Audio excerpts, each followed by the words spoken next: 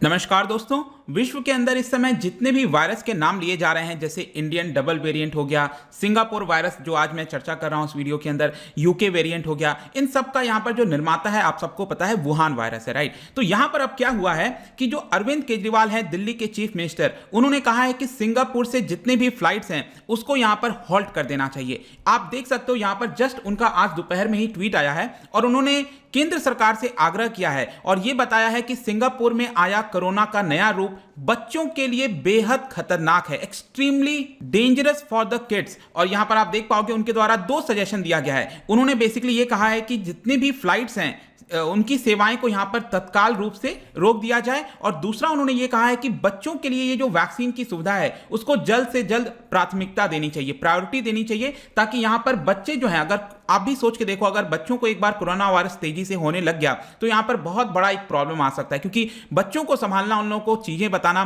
बहुत मुश्किलें होती हैं। तो यहां पर यही चीजें कही जा रही हैं। तो इसके बारे में चलिए समझते हैं एग्जैक्टली हो क्या रहा है। यहां पर सिंगापुर में क्या हुआ है कि वहां की जो अथॉरिटीज हैं उन्होंने बताया है कि जो नया वायरस का वेरिएंट है जो भारत में पाया गया था, आप अक्सर सुनते आ रहे होंगे काफी कुछ समय से, ये जो डबल वेरिएंट है जिसका नाम बोला जा रहा है B1617, ये जो डबल वेरिएंट है उसी को एक तरह से सिंगापुर अथॉरिटी ने बताया है कि बच्चों को ज्यादा अफेक्ट कर रहा है। अब आप इस चीज को समझने की कोशिश करो। यहां पर अरविंद केजरीवाल का कहना है सिंगापुर वायरस, लेकिन जो सिंगापुर की अथॉरिटी है वो कह रही है कि भारत वाला जो वेरिएंट है, इंडिया का वेरिएंट है, वो तेजी से फैला रहा है बच्चों के अंदर। अब बेसिकली इसका मेन कारण मैं आपको बता देता हूं। देखिए, जब वायरस हमारे बॉडी के अंदर जा रहा है तो क्या हो रहा है, ये म्यूटेट हो रहा है, लगातार मल्टीप्लाई होते हैं। वायरस का काम ही यही है कि बॉडी के अंदर एंटर करो और अपने आप को फैलाते जाओ। तो ज्यादातर केसेस में क्या होता है कि वो नॉर्मल होता है, मतलब कि सेम कॉपी बनती रहती है, एग्जैक्ट जो डुप्लीकेट कॉपी है वो बनती रहती है। कुछ केसेस में क्या होता है कि यहां पर वो चेंज हो जाता है, उसका कुछ प्रॉब्लम्स हो जाती हैं, कुछ यहां पर उसमें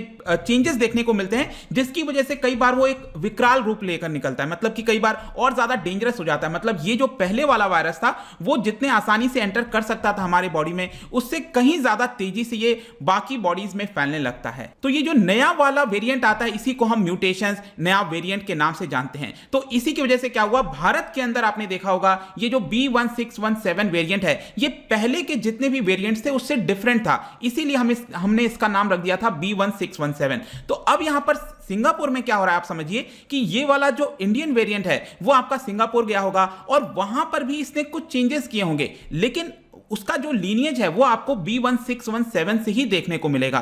मतलब इसी डबल वेरिएंट के अंदर जो है उसमें कुछ चेंजेस हो गया, जिसकी वजह से वो वाला जो नया चेंज हुआ है वो सिंगापुर के अंदर जो बच्चे हैं और बाकी कई लोग हैं उनमें तेजी से फैल रहा है, ऐसा सिंगापुर सरकार का कहना है। और यहां पर आप देख भी पाओगे कि it is highly transmittable strain जो कि सिंगापुर में पाया गया, ऐसा वहां की अथॉरिटीज बोली हैं, and it is growing number of unlinked cases. अब क्या हो रहा है कि सिंगापुर के अंदर जितने भी टेस्टिंग की जा रही है उसमें पता लगाया जा रहा है, तो उसमें यह चीज पता लगा कि ये जो नए केसेस निकल के आ रहे हैं वो लोकल से डिफरेंट है, मतलब लिंक्ड नहीं है लोकली यहां पर, और इसी की वजह से यहां पर इसका जो लीनियज है वो इंडियन वेरिएंट से, डबल म्यूटेंट से जोड़कर यहां पर देखा जा रहा है। और इसकी वजह से यहां पर बताया गया है कि काफी कुछ समय से ये वाला जो ट्रांसमिशन है, जो चेन है आपका, वो सिंगापुर में होगा, और अब अचानक से बहुत सारे केसेस जो हैं वो देखने को मिल रहे हैं। और यहां पर आप देख सकते हो 17 अनलिंक्ड केसेस जो हैं वो अभी जस्ट संडे को ही आइडेंटिफाई किया गया है। अब इसमें भी क्या है ना, मैं आपको एक एग्जांपल देता हूं।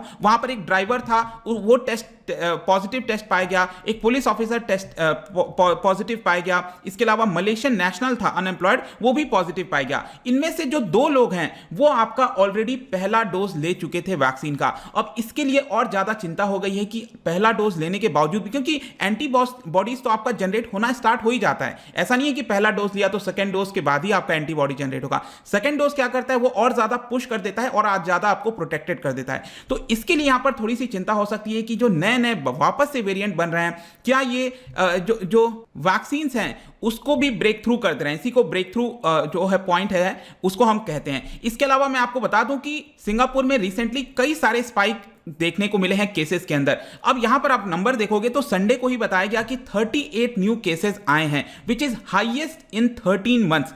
अब आप में से कई लोग सोचेंगे कि 38 न्यू केसेस ये तो कुछ भी नहीं है, मतलब भारत में आप देखो हजारों की लाखों की संख्या में हर रोज नए केसेस निकल कर आ रहे हैं। लेकिन यहां पर आपको समझना है जो सिंगापुर है वो थोड़ा सा डिफरेंट कंट्री है। यहां पर जैसा कि आप मैप में देख सकते हो, ये आपका सिंगापुर वहां पर आइलैंड नेशन है।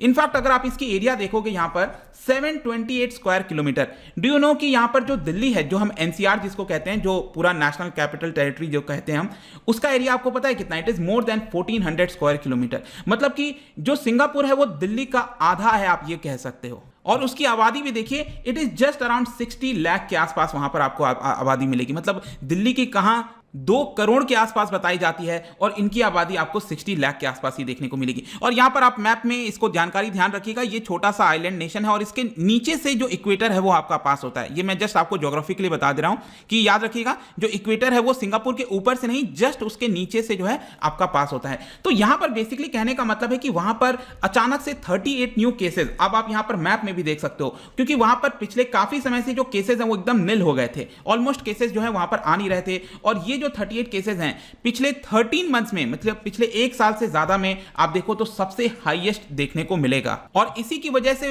अब देखिए ये केसेस आ रहे हैं, इसके साथ साथ वहां पर चिंता ये हो गई है क्योंकि ये न्यू वेरिएंट है और वहां पर जो वैक्सीन है वो भी चल रहा है। मैं आपको आगे बताऊंगा वैक्सीन का क्या प्रोग्रेस है, लेकिन जो नया वेरिएंट आ रहा है क्या वो वैक्सीन को भी फेल कर देगा, इसके लिए वहां पर थोड़ी सी चिंता बढ़ गई है। जिसकी वजह से आप देखो वहां पर कई सारे लॉकडाउन वगैरह के हालात हो गए हैं। जो पिछले साल लॉकडाउन लगा था वैसा ही हो गया है। जो डाइनिंग जो रेस्टोरेंट्स वगैरह होते हैं उसमें बैन लगा दिया गया है। स्ट्रीट्स पर यहां पर 2 लोग से ज्यादा एक साथ एकत्रित नहीं हो सकते। इस तरह की चीजें वहां पर भी की जा रही हैं। और स्पेशली यहां पर जो मैंने आपको स्टार्टिंग में बताया, जो अरविंद केजरीवाल जी के द्वारा बोला गया था कि ये बच्चों में ज्यादा फैल रहा है, इसकी वजह से जो सिंगापुर अथॉरिटीज हैं उन्होंने डिसाइड किया है कि कल से ही, आई थिंक कल ही है ना, वेडनेसडे, हाँ, कल से ही यहां पर जो सिंगापुर अथॉरिटीज हैं वो जो मोस्ट इन पर्सन क्लासेस होते हैं, स्कूल क्लासेस होते हैं, उसको यहां पर बैन कर देंगे, एक बार के लिए रोक लगा देंगे। क्योंकि यंगर चिल्ड्रन में ये तेजी से फैलेगा तो बच्चों में ज्यादा समस्या हो जाएगी। जहां तक वैक्सीन की बात है, देखिए सिंगापुर में एक और चीज है कि क्योंकि पॉपुलेशन कम है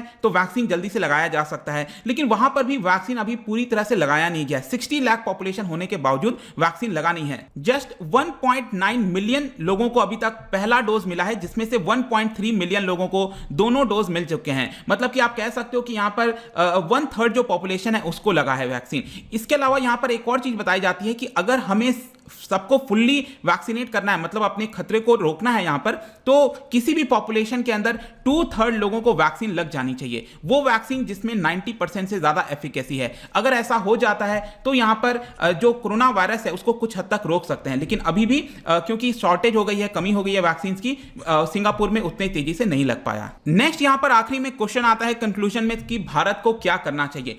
ये मैं आपको एक लिंक करके बताता हूं। देखिए पिछले महीने जब यहां पर डबल म्यूटेंट की बात हो रही थी, भारत में तेजी से केसेस बढ़ रहे थे, तो सिंगापुर ने बहुत ही एग्रेसिव तरीके से यहां पर रिएक्ट किया था और भारत से जितने भी फ्लाइट्स हैं, विजिटर्स हैं, उसको एक तरह से बैन कर दिया था। और कुछ थोड़े बहुत आ भी रहे थे और वहां पर जो ऑलरेडी पहुंच गए थे, जिनको क्वारंटाइन होना पड़ रहा था गवर्नमेंट डेजिग्नेटेड फैसिलिटीज के अंदर, उनके क्वारंटाइन को भी बढ़ा दिया गया था, 2 से लेकर 3 वीक कर दिया गया था। तो इस तरह से सिंगापुर ने भी किया था। तो हमारे में भी कोई ऐसा नहीं है कि हम उसको नहीं कर सकते। यहां पर जो सजेशन है अरविंद केजरीवाल का कि अगर हम सेवाएं वगैरह बंद कर सकते हैं, रोक देना चाहिए। क्योंकि जैसा मैंने बताया कि अगर ये जो वायरस है, क्योंकि जो हमारा वाला डबल म्यूटेंट था वो वहां पर जाकर अगर चेंज हो गया है, वो सिंगापुर वायरस में कन्वर्ट हो गया है और वो वापस से भारत के अंदर अगर आ जाता है बाई चांस और बच्चों में फैल जाता है, इसकी वजह से बहुत ज्यादा चिंता बढ़ सकती है। तो इसके ऊपर डेफिनेटली विचार करना चाहिए। बट आई होप कि इस वीडियो के माध्यम से आपको इसके बारे में जितनी भी अभी तक जानकारी थी मेरे पास, जो भी इस समय मीडिया में चल रहा है, वो मैंने आपको सब कुछ बता दिया है। जाने से पहले